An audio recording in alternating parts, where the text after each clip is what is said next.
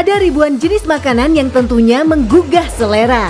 Segala jenis olahan makanan dibuat berdasarkan wilayah, negara, serta masing-masing daerah. Biasanya sih menyesuaikan dengan bahan-bahan yang ada di daerah itu. Nah, karena bahan makanan yang berlimpah di setiap tempat itu beda-beda, bisa saja ada yang menganggapnya ekstrim, ada pula yang menganggapnya biasa aja. Dibuang sayang, ya jadiin kudapan aja. Yang penting lazis. Ada apa aja ya sob? Ini dia informasinya. Di Azerbaijan, terhadap hidangan tradisional yang terbuat dari kuku sapi yang disantap bersamaan dengan hidangan yang bernama kash.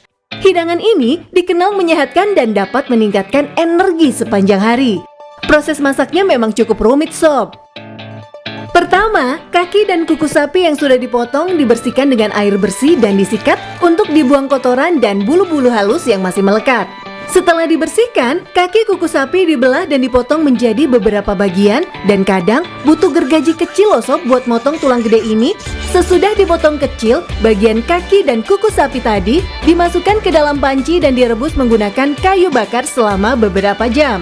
Makanan ini disajikan dan bisa disantap dengan mencampurkan semangkuk kuku sapi dan tambahan bumbu-bumbu yang terpisah nih sob. Unik ya?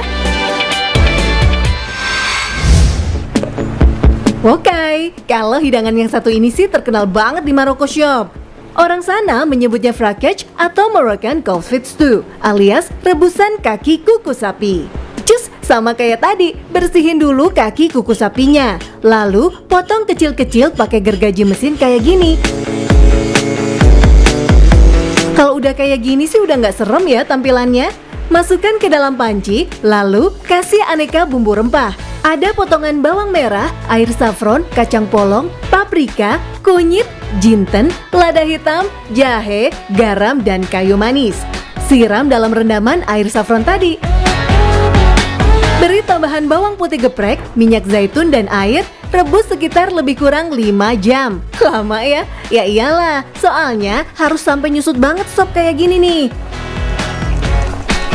Tuh lihat, airnya tinggal dikit dan kaki kukunya juga udah lembut banget. Nikmat dimakan hangat, kenyal-kenyal gitu deh. Yummy! Daging pada punuk unta diketahui sangat lembut dan juicy dan sering dianggap sebagai bagian terbaik dari unta karena mengandung banyak lemak. Bagi warga yang tinggal di Timur Tengah, unta memang bukanlah hidangan yang ekstrim, bahkan dianggap sebagai makanan mewah karena dagingnya yang mahal. Bahkan di pedesaan, daging unta dikonsumsi sehari-hari. Proses pengolahannya pun terbilang unik sob. Punuk unta yang sudah dipotong dibaluri dengan garam dan didiamkan 2 hari sampai mengeras. Setelah didiamkan, unta dicuci dan dilumuri bumbu-bumbu, kemudian dibakar dalam sebuah pot besar. Nah, yang uniknya nih sob, adalah proses pembakarannya bukan menggunakan arang, tapi menggunakan batang pohon kayu yang dihaluskan dan dibakar. Penyajiannya dipotong kecil lalu dihidangkan bersamaan dengan roti dan makanan lainnya.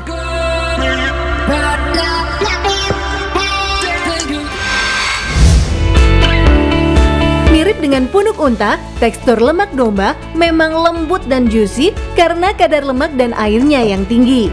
Lemak dipotong-potong hingga jadi beberapa bagian, kemudian dicuci sebentar dengan air dan dikeringkan dengan kain bersih. Setelah dikeringkan, lemak domba dibaluri dengan garam dan juga bumbu-bumbu yang sudah disiapkan dan ditaburi lagi dengan garam. Setelah digarami dan dibumbui, lemak didiamkan dalam wadah dan ditutup dengan plastik. Nah, setelah itu sob, lemak yang sudah didiamkan ditusuk ke besi yang panjang dan dijemur di bawah pohon dan matahari sebelum dibakar. Nah, lagi-lagi cara bakarnya unik loh sob. Lemak tidak dibakar langsung dengan arang, melainkan menggunakan tumpukan batang kayu yang dimasukkan ke dalam aluminium foil yang dilubangi. Hal ini dilakukan untuk menciptakan rasa smoky pada lemak ekor domba. Setelah dibakar di atas kayu yang dilapisi, lemak ditutup menggunakan plastik besar agar asapnya mengepul di sekitaran lemak saja. Kreatif dan tradisional banget ya sob.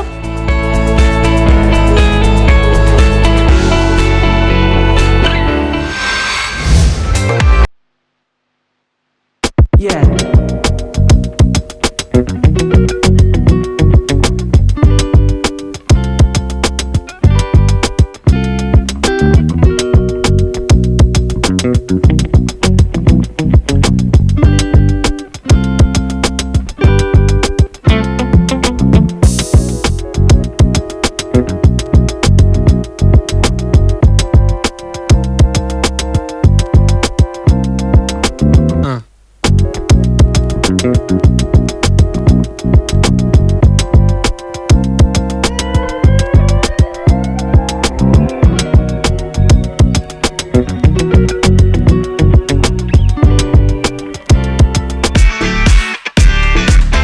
Sobat 7, tahu nggak sih kalau ternyata tanduk sapi itu bisa dimakan loh?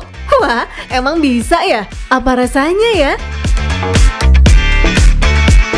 Ternyata emang bisa loh sob, karena bagian dalam tanduknya ternyata ada daging yang bisa dimakan.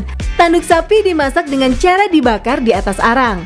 Setelah tanduknya berubah kehitaman, tanduk sapi dibersihkan dan disikat dengan air, kemudian direndam dengan air yang dicampur jeruk nipis.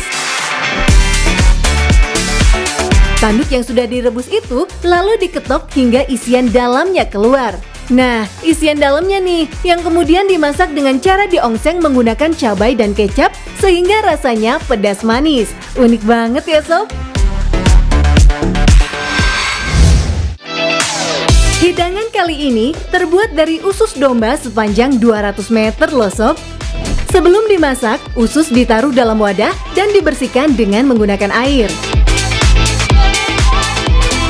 Daging domba dimasukkan ke dalam sebuah besi, kemudian usus yang sudah dicuci dililit bersamaan dengan daging untuk dibakar di atas kayu bakar. Untuk membakar usus dan daging ini harus ekstra sabar loh sob, karena butuh waktu hampir seharian hingga semuanya matang dan terbakar hingga ke daging dalamnya. Setelah matang, daging dan usus dikeluarkan dari besi panjang, kemudian dipotong-potong bulat menjadi beberapa bagian. Nah, belum selesai sampai sini aja nih sob. Daging yang udah dipotong dibakar lagi di atas alat panggang hingga warnanya berubah kecoklatan.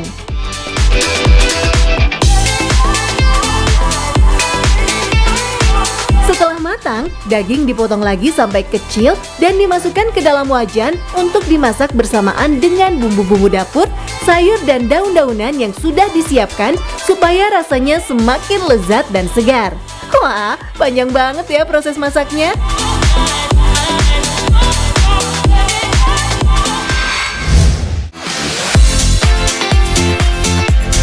Nah, hidangan terakhir yang gak kalah unik dan menarik adalah hidangan yang diolah dari kuping sapi nih sob. Seperti biasa, sebelum diolah dan dimasak, kuping sapi dibersihkan dulu di dalam air bersih dan disikat untuk menghilangkan kotorannya. Setelah dibersihkan, kuping dipotong-potong kemudian direbus ke dalam air yang sudah dicampur lengkuas. Sambil menunggu kupingnya matang, bahan-bahan lain disiapkan. Setelah matang, kuping sapi diangkat dan dipotong lagi menjadi bagian yang kecil. Nah, bahan dan bumbu yang sudah disiapkan tadi dimasukkan ke wajan untuk diongseng bersamaan dengan kuping sapi yang sudah direbus dan ditambahkan kecap serta sayur-sayuran. Dan kuping sapi tumis pun sudah siap disantap. Kira-kira rasanya kayak gimana ya sob?